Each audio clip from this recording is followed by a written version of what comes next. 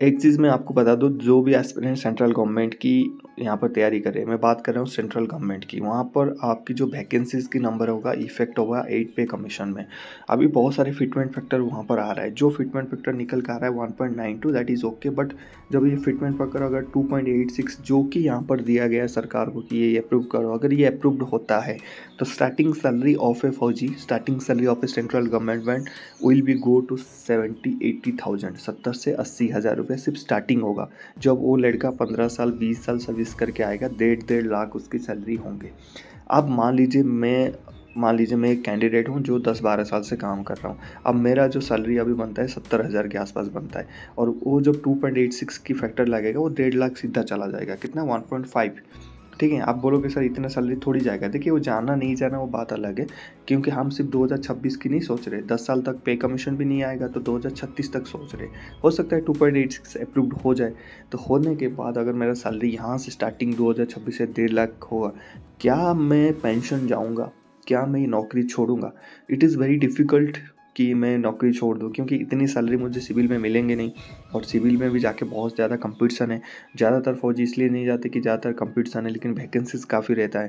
ज़्यादातर central government employ 58 से 60 years तक की जॉब करते हैं। तो यहाँ पर आपकी जो भी यहाँ पर पोस्ट छोड़ते थे, जैसे आपको पता है फ़ौज में आदमी 15-17 साल में नौकरी छोड़ता है और घर जाके वेल सेटल्ड होता है, ठीक है? क्योंकि वो भी सोचता है पेंशन 30-40 हज़ार रुपये आएँगे और यहाँ किसी लिए वही 60-70 हज़ार में काम करना। लेकिन बट जब सैलरी 1 लाख से ऊपर जाता है ना, तब बंदा सोचने पे मजबूर हो जाता है, ठीक है, कि मैं जाऊँ कि नहीं जाऊँ। उसके घर वाले भी सोचते हैं। तो वहाँ पर जो ऐसा नहीं है कि कोई पेंशन नहीं जाएगा, जाएंगे पेंशन, ऐसा नहीं है, वॉलंटरी भी जाएंगे, but the number of pensioner वहाँ पर डिक्रीज़ होंगे, डेफिनेटली डिक्रीज़ होंगे, इसमें कोई डाउट नहीं है।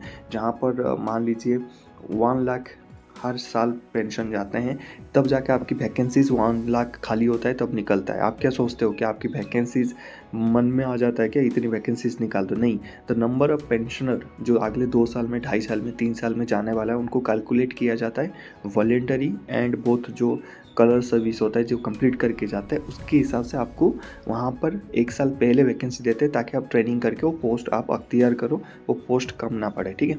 तो मान लीजिए 1 लाख जाने वाला था, आप सबकी पेमेंट 1.5 लाख हो गए, 1-1 लाख हो गए। वहाँ पर जो नंबर ऑफ पेंशनर वहाँ कम हो जाएंगे, वहाँ हो जाएंगे 50,000 या फिर 25,000 या फिर 30,000, 40,000, कम तो होंगे ही। तो वहाँ पर जो वैकेंसीज खाली होगा कितना, जहाँ 1 लाख वैकेंसी खाली होता था वहाँ 50,000 हो जाएंगे। जब 50,000 हो जाएंगे तो वहाँ पर गवर्नमेंट आपको 40,000 के अप्रूवल देगा, तो 40,000 के पोस्ट निकलेंगे। और जहाँ पर आपकी कट ऑफ 200 से 180 जाता था, वहाँ 199 जाना शुरू हो जाएगा, क्योंकि वैकेंसीज कम होगा, कंपटीशन तो वही है, और आपकी कट ऑफ ज़्यादा जाएंगे, तो ज़्यादातर नौकरी आपको वहाँ पर ज़्यादा कैंडिडेट को मिलेगा नहीं। तो इसमें लॉसेस तो स्टूडेंट्स को होने ही वाला है, क्योंकि अगर पे कमीशन में इतने पे बढ़ेगा तो कभी डेफिनेटली यहाँ पर आपकी जो नंबर ऑफ वैकेंसी कम होगा। देखिए, मैं इसके खिलाफ नहीं हूँ कि पे कमीशन में पेमेंट ना बढ़ाए। देखिए, मैं ऐसे बात नहीं कर रहा हूँ, मैं जस्ट एक लॉजिक की बात कर रहा हूँ, पोस्ट की वैकेंसी की बात कर रहा हूँ।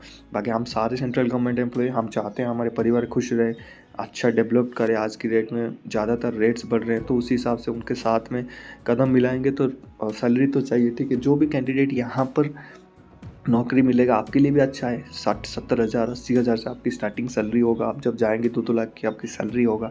तो यहाँ पर करना क्या है बच्चे, करना यही है, आपको जो मेहनत अभी कर रहे हो ना, जिस हिसाब से माइंडसेट लेके चलो, थोड़ा सा उसको चेंज करिए, गियर डालिए।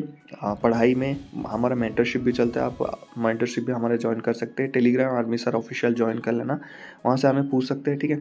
यहाँ पर जो मेहनत आप कर रहे हैं ना, उसको दुगना कर लीजिए, क्योंकि आगे आने वाले सिचुएशन में अगर 8 पे कमीशन में 2.86 की फिटमेंट फैक्टर यहाँ पर अप्रूवल होता है, डेफिनेटली मैं आपको बोल रहा हूँ एक्सपीरियंस के साथ, 2027-28 में आपकी जो नंबर ऑफ वैकेंसीज आएगा वो कम हो जाएंगे, क्योंकि पेंशन आगे जाएंगे नहीं, यहीं पूरा नौकरी करके जाएंगे। जो बंदा 15-17 साल में फौज से जाता था, वो 32 साल अपनी कंप्लीट करके जाएगा, ये ध्यान रखना।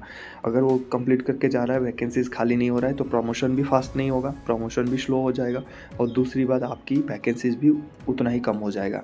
तो इसलिए आप कट ऑफ्स ज़्यादा जाएंगे, इसलिए पढ़ाई में मेहनत आप ज़्यादा से ज़्यादा करिए। मॉक्स paper, previous year question paper ज़्यादा सॉल्व करिए, ताकि आपकी जो मार्क्स है वो बढ़ सके, ज़्यादा मार्क्स आपकी रह सके। ये मेरी तरफ से कि एडवाइस है, मैं कोई भगवान नहीं हूँ, बट जो एक्चुअली एक्सपीरियंस मुझे लगता है वो आपको मैंने शेयर किया।